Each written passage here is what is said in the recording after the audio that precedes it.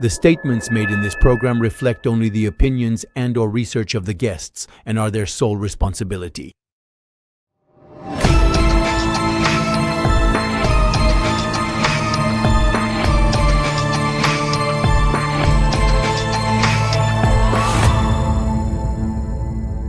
Hello, everyone. We're glad to have you with us for this new episode of Fassent Mystère. He is one of the greatest American investigative journalists who talks about UFOs.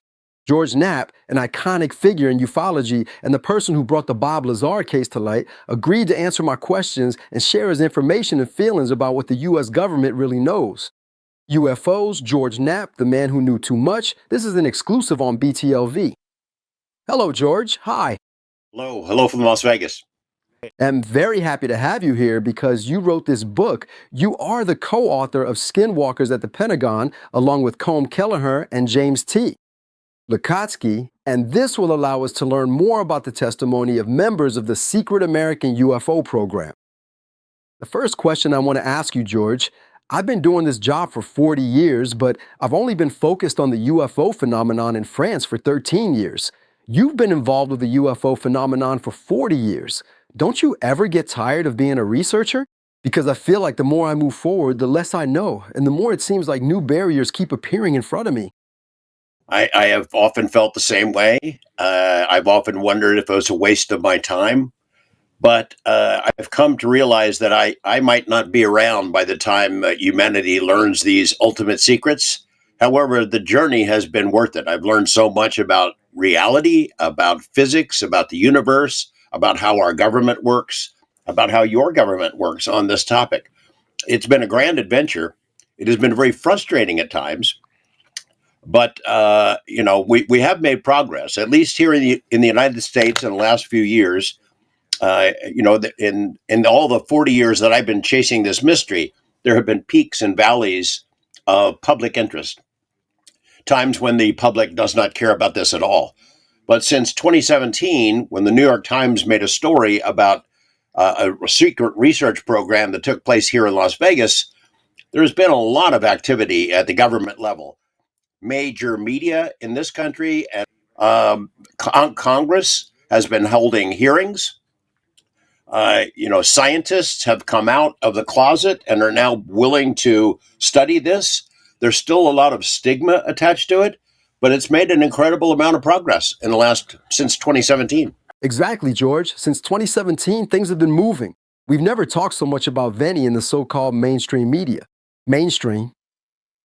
Didn't you still have the impression, since you've been working on this subject for a long time, that all of this was really an open secret? Because you and I both know there are agencies. Here in France, we have an agency that's associated with the CNRS called GPAN.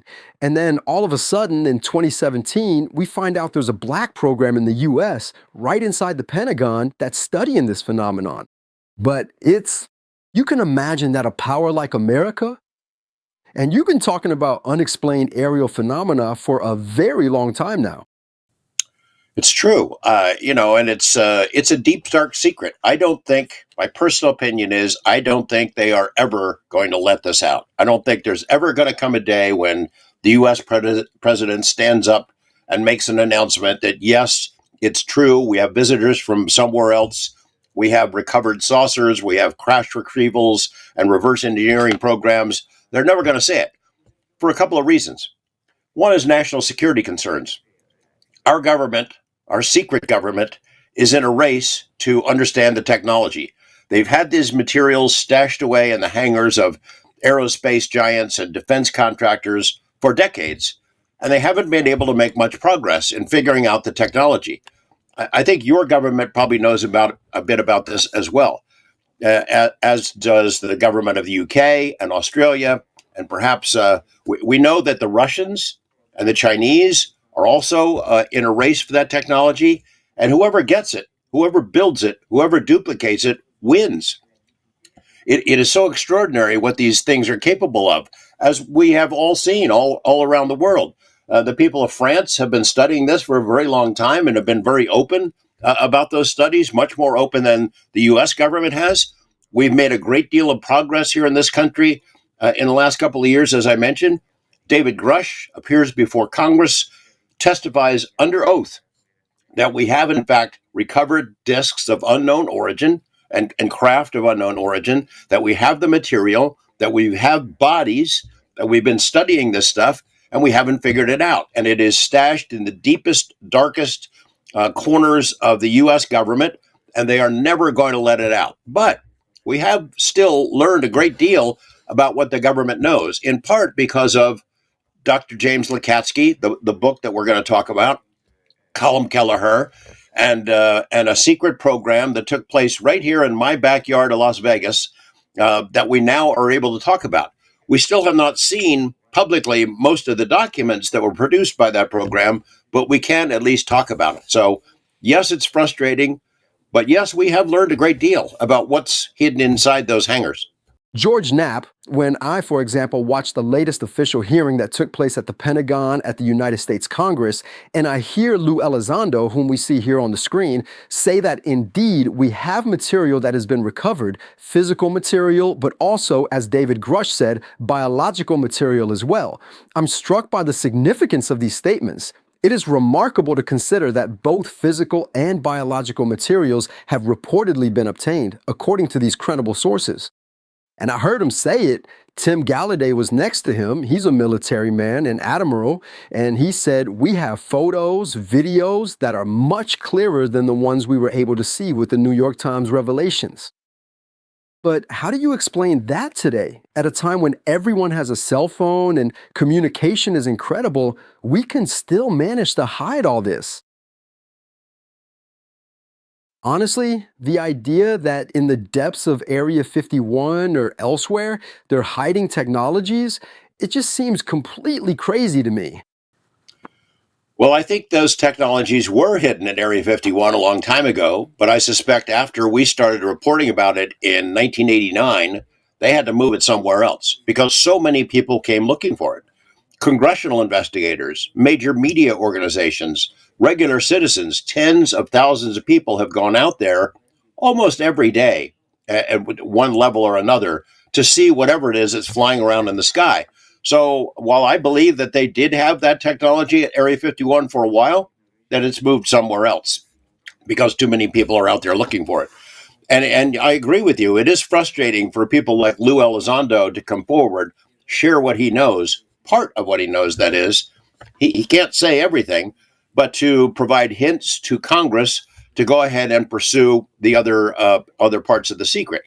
The frustrating part is I have very little faith that Congress will be able to get to the bottom of this. I think their intentions are pure. They're just as curious about the topic as we are. They'd like to know the truth. But the secret government, the agencies, the intelligence agencies and military have so much power and are so good at hiding this stuff that I don't think we'll ever get to the bottom of it. Yes, it's true. People have cell phones and their own video cameras all over the world, and it's hiding in plain sight. We see photos and videos that are posted online every single day, but unless the provenance is established, unless you have some other sensor data or expertise behind those photographs, they don't mean anything. Just last week, we released in our podcast video recorded of Tic Tacs, 4 Tic Tac objects, just like the one seen in 2004, were seen in 2023 in pretty much the same place off the coast of Southern California in the Pacific Ocean by the crew of the USS Jackson. They have sensor data, thermal sensors that show these craft that all leave together. We have witness testimony. We have video. But still, the U.S. military is able to say, we don't know anything about it. It's hard to pin them down. And like you, I am frustrated. Just like you, Bob, I am frustrated with the lack of progress and the inability to document it. But look, all over the world, we inherently know, the public knows that this is real. We don't know exactly what it means or where these visitors are from, if they're visitors, but we know it's real. And we know that the government is lying to us. And we just have to keep plugging away at it. I have resigned myself to the idea that I may be gone from this planet. I may be no longer alive by the time the truth comes out, if it ever does. But I'm okay with that. I'm okay with it because the journey itself has been so illuminating and so much fun. You're talking about disclosure, and you hope, that at least I wish it for you, that you'll see this official disclosure in your lifetime. I hope to see it too. But in any case, when I watch the hearings in the US Congress, it almost seems like the politicians are more upset about the money invested in private companies for the development of secret programs than about the threat itself. And by the way, is there really a threat? Because when you look at the history of ufology, there hasn't really been any confrontation. Although Elizondo did say at the last hearing that American military personnel had been injured by UFOs and compensated by the US government. That also sounds completely crazy, but isn't that, in the end, what bothers the assembly? It's that money is being given to private companies to develop technologies. So extraterrestrial or not, recovered or not, but isn't that really the issue here? That makes politicians take an interest in the subject. Sure. And I think that our politicians, our members of Congress, would be more than willing to fund the research on these kind of programs because of the promise of that technology. It's worth spending the money to go after it. What they're most interested in is the fact that they are not allowed to know how much money is being spent on this, or where it's being spent, or with whom. That makes them very mad because it's their job to know how money is spent. And what has been withheld from Congress, even from the committees, the very small group of committees who are authorized to see black projects, secret projects, they haven't been told about this, and they're not happy about it. And there's that I think. George, there's something that interests me, something that's really fascinating about this possibility of having recovered technology, like Luis Elizondo said. It means it's pretty strange that America wouldn't want to officially take advantage of this technological breakthrough to show its supremacy. Because if we've really recovered technology, that means we have anti-gravity, we have things in physics that don't exist on Earth. Instead of hiding it, if I were in their shoes, I'd show it off and say, look, now Russians, Chinese, I'm putting you all in your place. I'm stronger than you. And here, it feels like everything is being hidden. But why am I saying this? Are the governments aware of this? Or is it that they themselves haven't had access to the need to know? Meaning, as long as I don't need to know, we just don't know. Do you think that American agencies, the American military, the US Navy are hiding things from the American government? Yes, I think that the number of people who know this secret is very small. It is siloed. They put it in silos where only a small group of people can know a small piece of the secret, and they keep it from each other. And they've told themselves, the military, our Pentagon has told our entire military establishment for 75 years, there's nothing to this, it's nonsense. People who see UFOs are crazy, pay no attention to it. They can see it with their own eyes, but the processes for reporting it have been pretty spotty over the years. There is still stigma attached to it. So this secret hides in plain sight. People all over the world can see it. But without officialdom taking it seriously, and in light of the stigma that's been created around the topic, it's very hard to make any progress. The small number of people who know about this in our government and in your government and in a few governments around the world have kept done a very good job at keeping it secret and keeping the rest of us from taking it seriously. But it's real. The problem is we've had the technology for a long time, crashes, retrievals of craft and strange materials. We've been studying it a long time, but we have not made progress.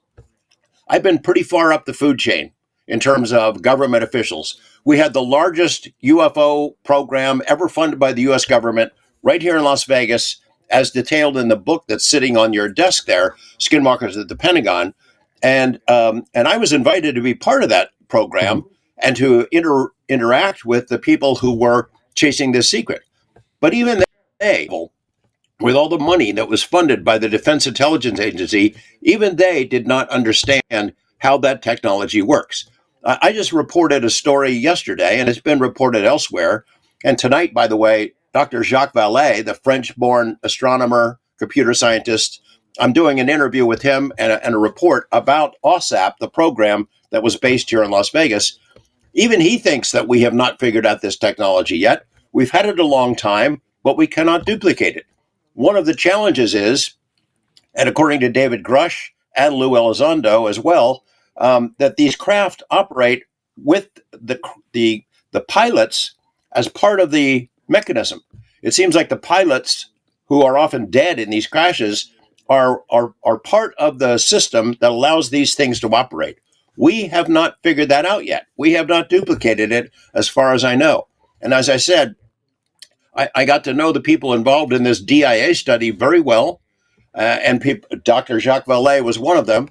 And even he believes that we have not figured out how these things fly yet. We cannot duplicate the technology. And until we do, we can't demonstrate it to the rest of the world.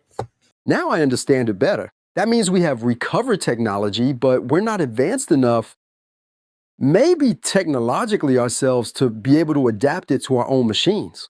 So that would explain it, and this would explain that. I want to go back to this book, Skinwalker at the Pentagon. This place is pretty incredible. Here we see the entrance. You can see it's private property. This place embodies everything that's strange. And everything that makes you interested in this subject is everything that BTLV is about. That is, you get the feeling this place is a vortex and that everything happens there.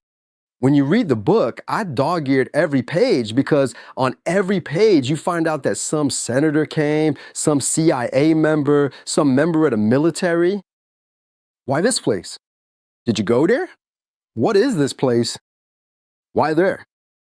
I don't know. And I don't think anybody else knows either. It seems to be some sort of a super highway for all manner of paranormal weirdness, like a UFO Disneyland.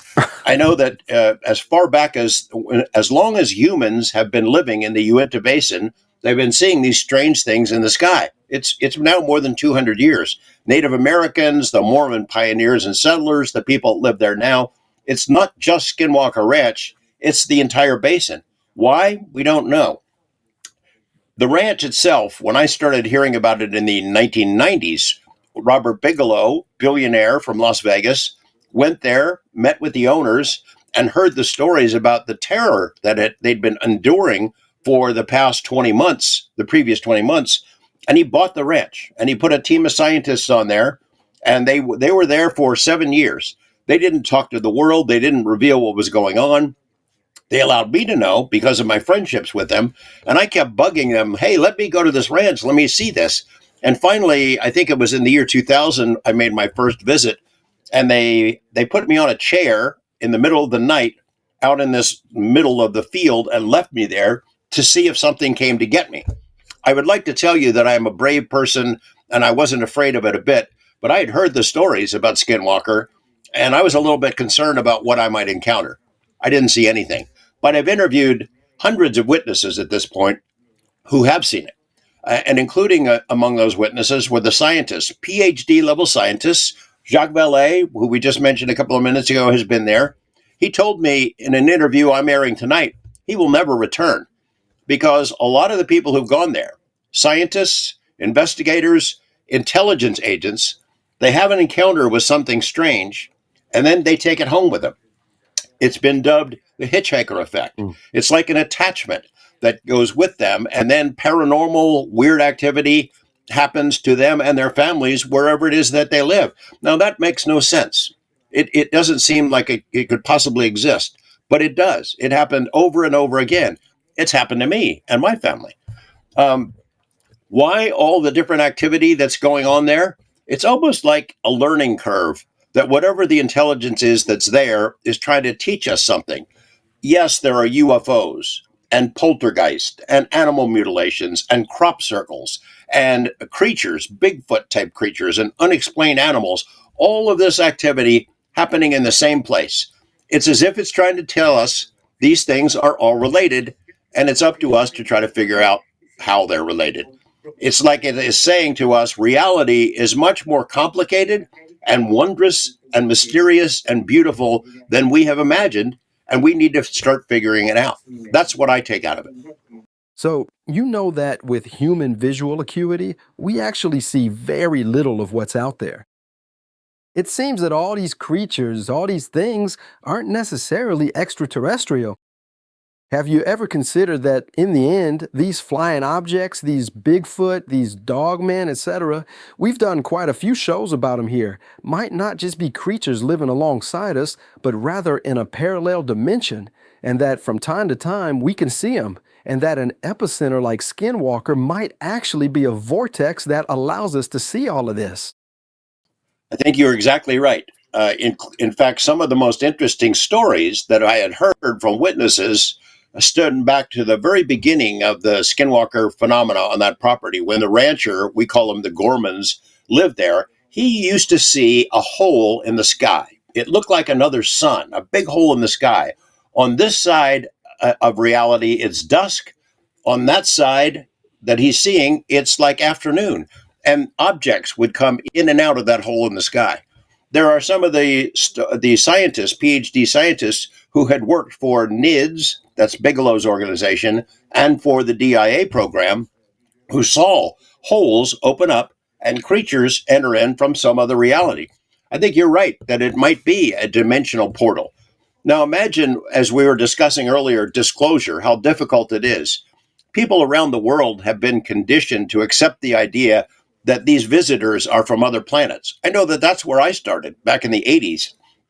The dominant paradigm at the time was we're seeing craft arriving here from extraterrestrial worlds, some other galaxies. And I think because of movies and TV and books, the public can handle that. Could the public handle the idea that there is another universe right here on our planet, separated by some sort of thin membrane, dimensional membrane? They can see us, but we can't see them. You know, if you look at UFO encounter information from all over the world, the stories that are told over and over again when there are encounters between us and them, call them aliens if you want. I think they live here. And the stories that, and the editorials and the information that they have shared with humans over and over, it's the same message. Quit destroying your planet. Quit messing around with nuclear weapons. I think they are more concerned about the planet than they are concerned with us humans, because I believe they live here. Now, they may not have always been here, from here, but I think they've been here just as long as we have.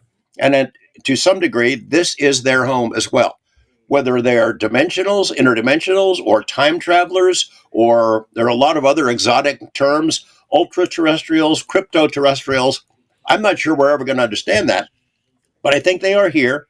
I think this is their home, and they don't want us to destroy it. And sometimes they can enter our reality. We haven't figured out how to enter their reality yet. That's what's been happening at Skinwalker. It's happening there today. It's been happening there for 200 years. And I hope someday we're able to understand it. I've been there more than 24 times.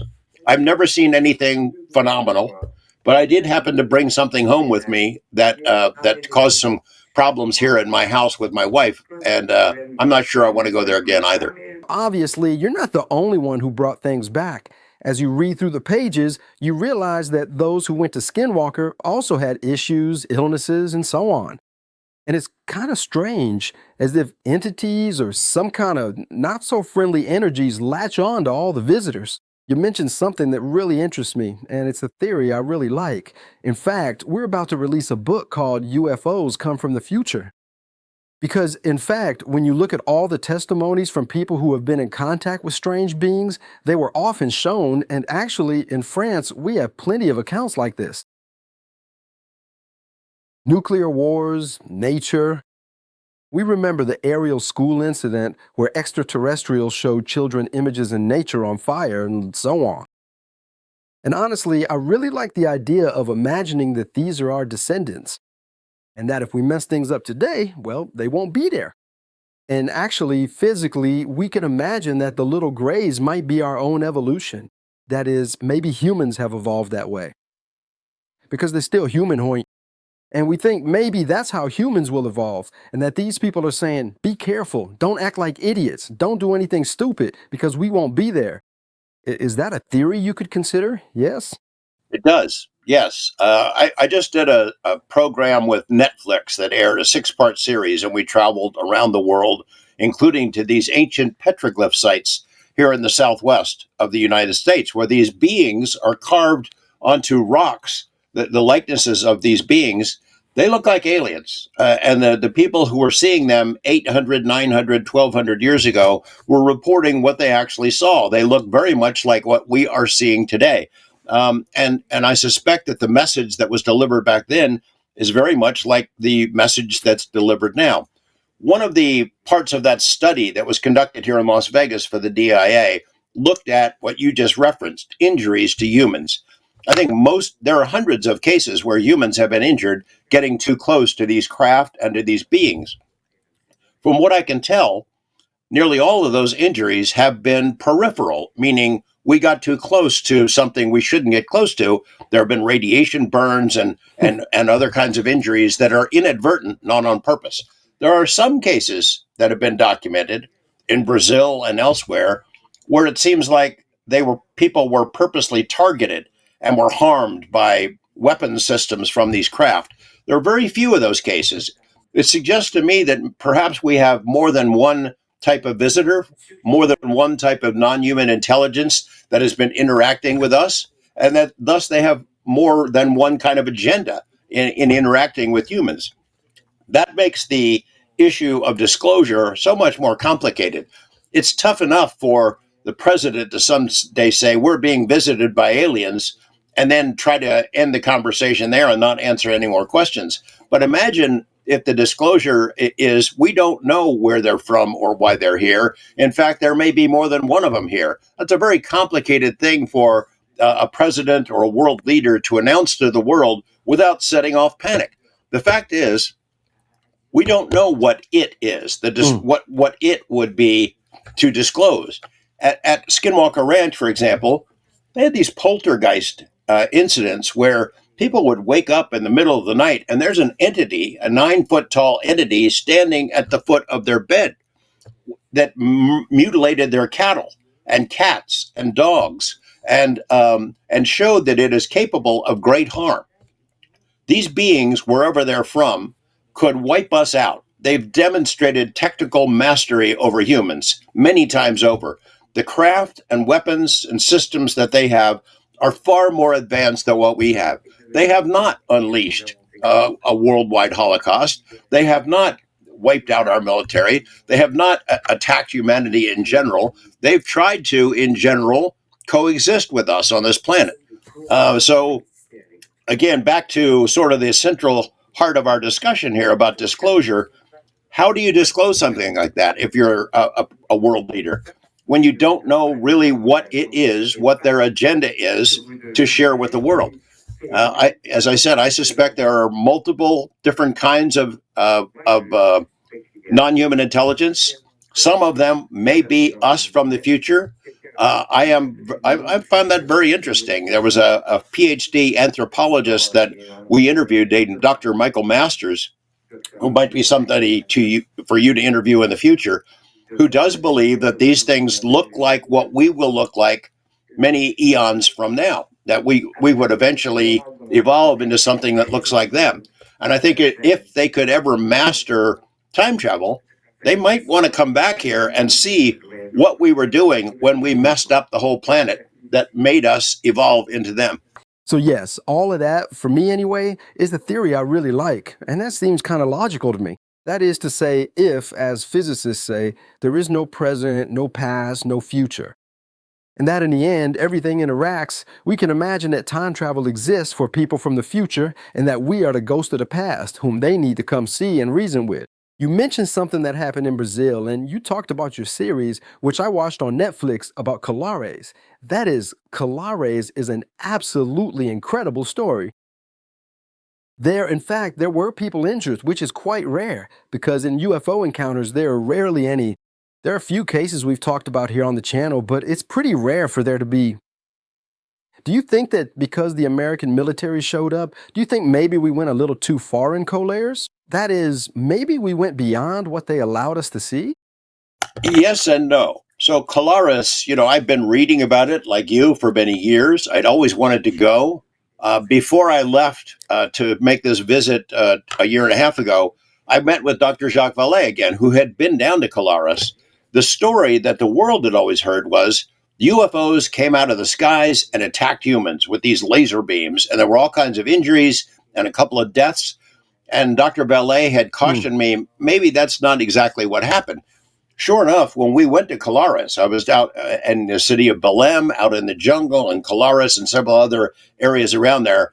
I learned a great deal of things. Number one is it was a much bigger series of incidents than just what the world has learned about. That the Brazilian Air Force came in and made a very detailed study that lasted much longer than anybody admitted.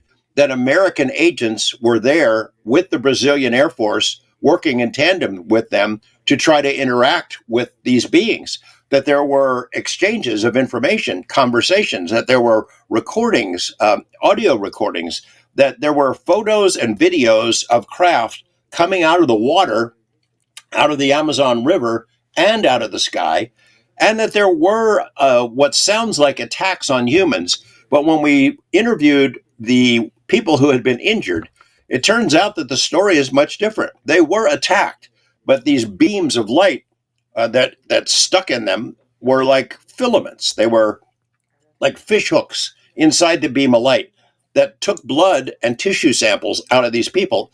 It was a sampling operation, not so much an attack. A lot of the medical records, nearly all of the medical records for the hundreds of people who were injured disappeared. The photos and videos disappeared. The film footage disappeared. I think the Brazilian Air Force kept that stuff hidden away for a long time, but copies were given to the U.S. government, the CIA. Where that material is, I don't know. I know that the Bigelow organization, the program, the DIA program that was based here in Las Vegas, sent investigators to Colares and interacted with the Brazilian Air Force, talked to the witnesses, brought back a lot of the files, which I have been allowed to see. But if there are videos or rather film footage and photos of craft as described to me, I have never seen them and I don't know where they are. Colares is an outlier in the history of this topic because it seemed like it's one of the rare cases where they, wherever they're from, attacked humans on a wide scale. To me, the real story is they were not attacking us. They were taking a sample of us to analyze, and that's a much different than trying to kill us or harm us. So, indeed, when you look a bit at the history of ufology, you notice there are animal mutilations where, you have to admit, surgically, it's just extraordinary. That is, there are no drops of blood and organs are removed. We see that when there are alleged abductions, witnesses report either sexual encounters with exogenous entities or sperm collection. So it really feels like we're being studied. And at the same time, we would do the same thing if we arrived on a planet where there were only animals we didn't know. We would try to take samples to understand them. All of that makes sense. I'd like us to go back, George Knapp, to the kind of infighting that exists even among those searching for the truth about UFOs. Chris Mellon, whom you know, former head of intelligence services, when he stated that he believed the United States had indeed recovered technology that has not yet appeared on Earth. That sounds completely crazy. And then, on the other side, there's Sean Patricklick, who was the first head of AARO, the official agency. And he says that there is no credible evidence of extraterrestrial activity or extraterrestrial technology. It feels like it's one step forward, two steps back, and above all, aren't people just protecting their own turf and afraid of being stigmatized? Absolutely. Chris Mellon has done as much or more than almost anyone to advance this topic and to get it taken seriously and to fight for disclosure of what is known on the inside. You still have many people in positions of power who do not want this taken seriously. Sean Kirkpatrick would be an example.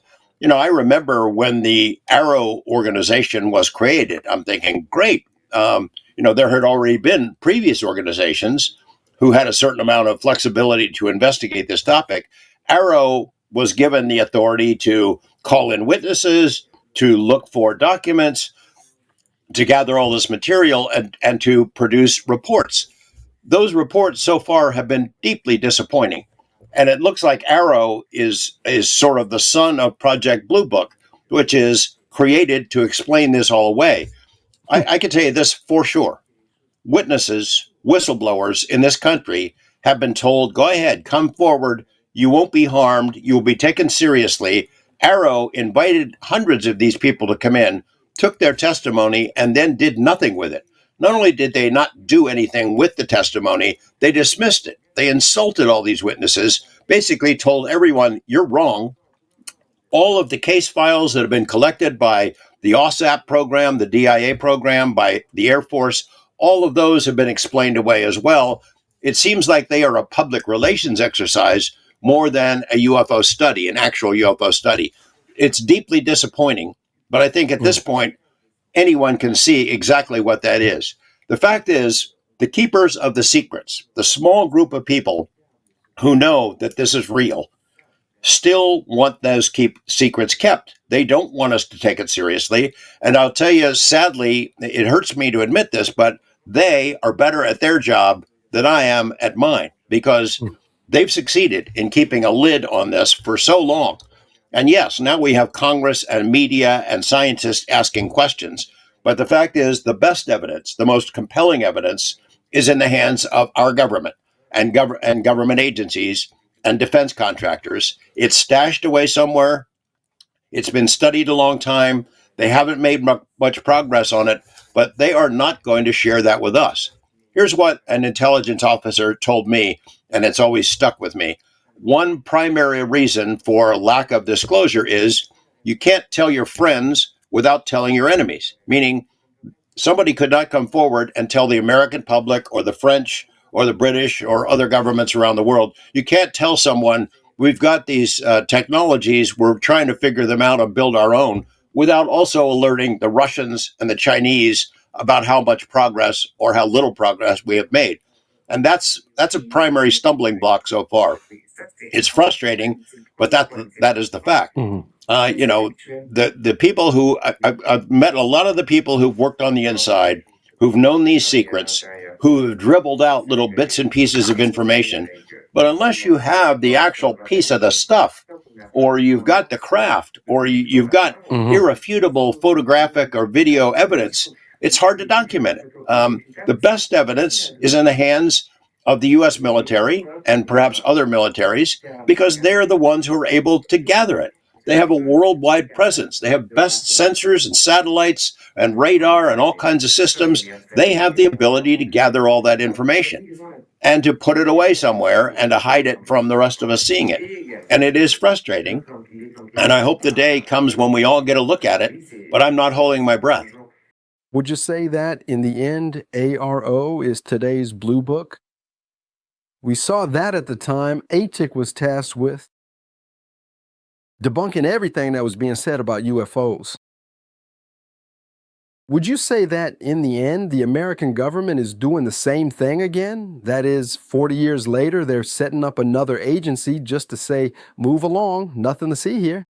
Very recently, ARO also said that the Tic Tac video, the one that went viral on social media and became one of the most viewed after 2017, we've now learned that in the end, the speed of that craft wasn't as high as we thought. It was going at 120, 130 kilometers per hour, no more. So in your opinion, is this ARO office just a disinformation agency? Yes, sadly, that seems to be the case. They've tried to explain everything away, and they will use word games. The spokesperson for the Pentagon and for ARO will use word games. We have no proof of any extraterrestrials. Well, we don't know that these visitors are extraterrestrials. And what would proof of extraterrestrials look like? Would it have to be an element that does not exist on this planet? What would it have to be? Even if you had bodies to examine, that doesn't tell you where they're from. It doesn't prove definitively they're from some other planet.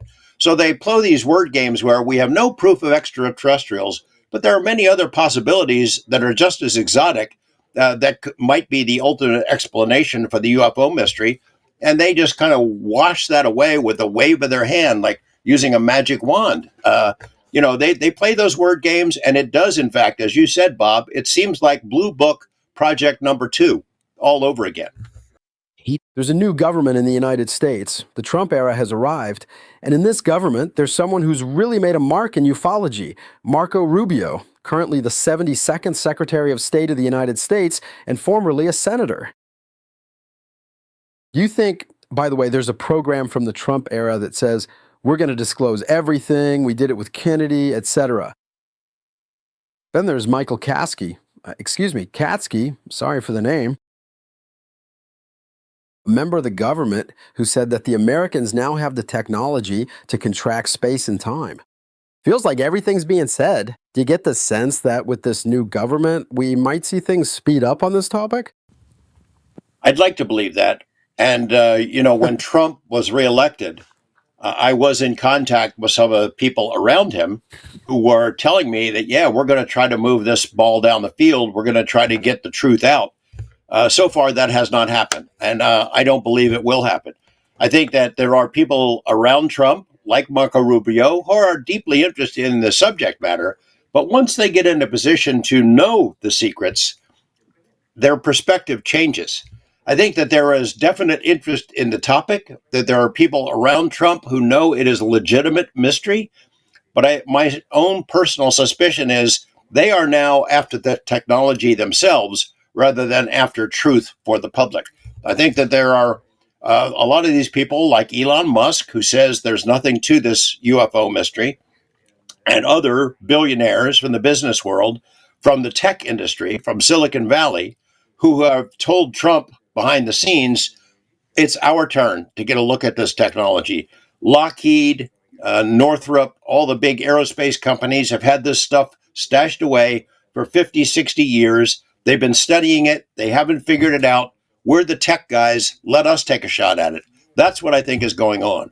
That technology, if it could be duplicated, would be worth trillions and trillions of dollars. It would change our world in terms of energy and transportation and warfare and everything.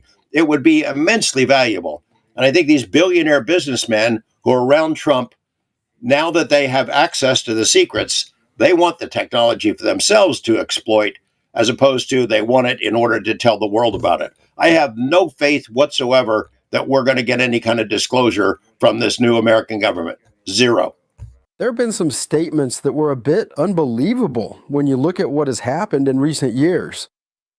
There is a former Israeli general, Haim Eshed, who went so far as to say that there have been collaborations with entities from elsewhere. Michael Salla says it, and so do plenty of people who have held important positions. We've had Edgar Mitchell, the famous astronaut, who said he believes in UFOs and claims to have seen them, as did Admiral Gallaudet. People are speaking out today. Do you think it's possible that today, within very secret structures, there are collaborations between, but here, biologically speaking, that is not just recovered, do you think there are beings either from elsewhere or from the future who are collaborating with black program services in the United States or elsewhere in the world for that matter? I believe it's possible. There has been some contact and conversation, exchanges of information. I do not accept the story. I don't believe these stories that we've signed some sort of a treaty with aliens, that they will give us technology in exchange for permission to abduct humans. They don't need our permission. They don't need to sign a treaty with us. They're so far ahead of us that they don't need any help from us. I think that there probably has been contact at some level, but in general, we don't know what their agenda is, and I'm not sure we even know where they're from. I think there's three ways that actual disclosure on a world scale could happen. Number one is the entities themselves could make a demonstration of some sort. They could land on the White House lawn. They could land a craft next to the Eiffel Tower, and announce to the world that they're here, let everybody see them, and then there's no more debate. Number two, an insider who's worked in one of these programs could bring a device, a piece of material, smuggle it out of these Air Force hangars or wherever the stuff is stashed, and show it to the world and allow it to be examined.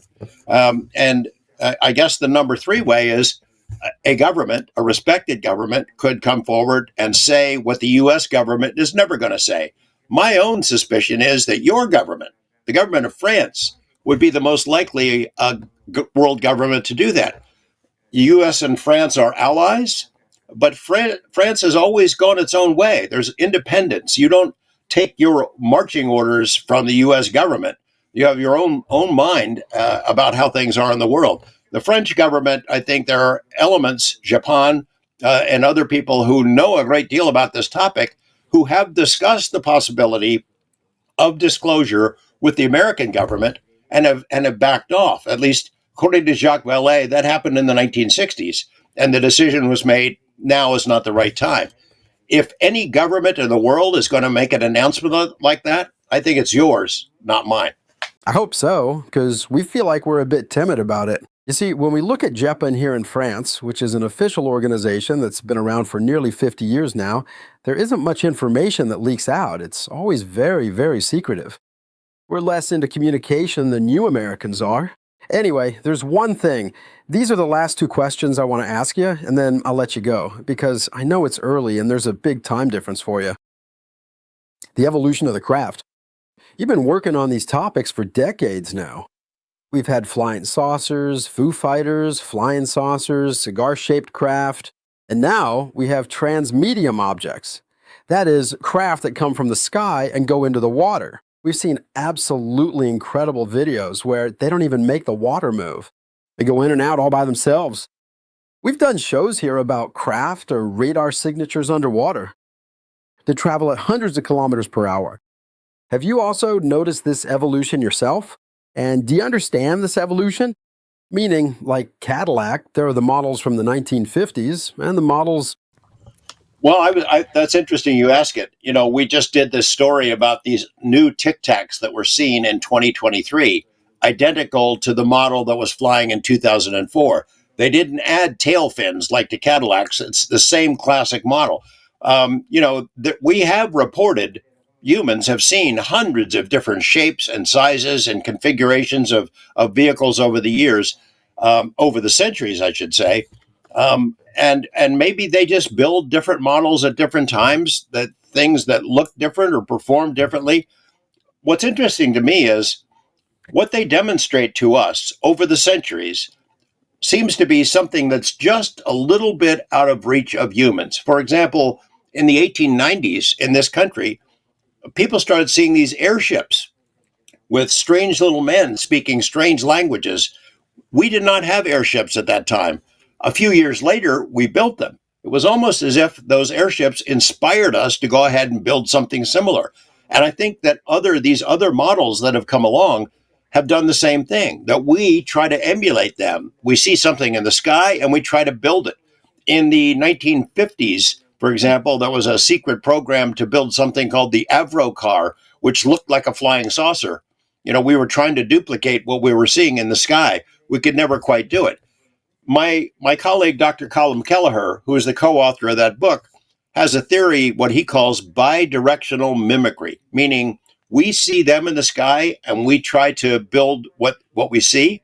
They see us and our craft and they build what we have. This recent drone explosion here in the US and in the UK, people are seeing these drones over military bases and nuclear power plants and populated areas. And they do, in fact, a lot of them look like drones, but some of them seem to be changing shapes. We can't detect them on radar. We can't see them coming in. We can't track them when they leave. These drones do not behave like the drones that we know of and that we can build. I think that they, whoever the visitors are, have built something that looks like our drones, and they're making a demonstration over facilities where they cannot help but be noticed. That bidirectional mimicry is of great interest to me, and I think it shows that there is a symbiotic relationship between us and them. In general, I think they are trying to inspire us to reach for new technological goals and advance ourselves, maybe advance ourselves to the point where they'd be willing to have an open conversation with us. I hope so. We really get the feeling that these entities are keeping a close watch so that we don't do just anything with the planet. We've seen it. Ann Malmstrom, Robert Salas told me that right here. In a way, they're kind of our guardian angels. We don't do just anything. Don't do just anything. Last of the last questions. How credible do you think David Grush is? David Grush is someone who had the audacity, the courage to go before the House of Representatives and say everything he said. He was criticized, blackballed. People said that in the end, he didn't have those were just things being said. So for you, how credible is David Grush? I saw you behind him during the hearings at the House of Congress.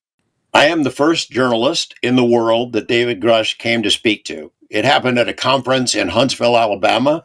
Someone was shooting video of me at the time as I'm sitting at a bar, and this guy walks up to me, a tall guy, and I didn't know him.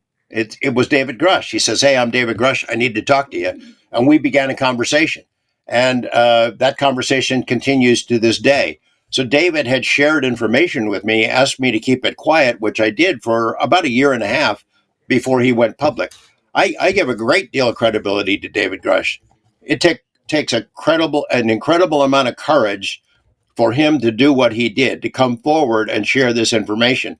I think that he feels betrayed by other people on the inside, people with whom he worked, who know these same secrets, but who have not stepped forward to support him. So he took the unusual step of speaking before Congress. He's offered to tell more if he could have in a classified setting. Right now, he is working with and for a congressional committee. He's been giving them information about where they should look for documents, for materials, for craft, and who they should call as witnesses. Now, whether or not Congress will go forward with that, I have great questions. At that last hearing, my colleague, Jeremy Corbell, had submitted a document called Immaculate Constellation about another secret program that gathers images from classified servers here in the U.S., images of UFOs, USOs, transmedium craft, gathers them into another secret area under the White House, under the control of the White House.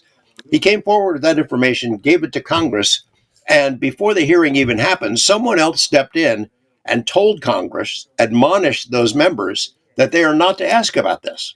And then when they did introduce the document that Jeremy had shared, they assigned it to someone else. They said, "We got it from this person over here." It tells me that whoever these powerful people are, who are the keepers of the secrets, they are able to manipulate events on a mass scale, even among members of Congress as powerful as they are. It took great courage for David Grush to come forward because he knows what they are capable of doing. They have already slimed his reputation. They've gone after him publicly and personally. They revealed personal information that's deeply embarrassing. I suspect there's other things they're going to do to him. And I can understand his frustration in that other people he knows who know these secrets have not stepped up and shared what they know already. Hopefully some of them will. And hopefully nothing bad will happen to David Grush further. But, he's an American hero for doing what he did. And Lou Elizondo as well, in the same way. So Louis Elizondo, who will be here in your place on BTLV in a month, he'll also come and share his thoughts on this subject with us. And the following month, we'll most likely have Vil up since we're in talks with him.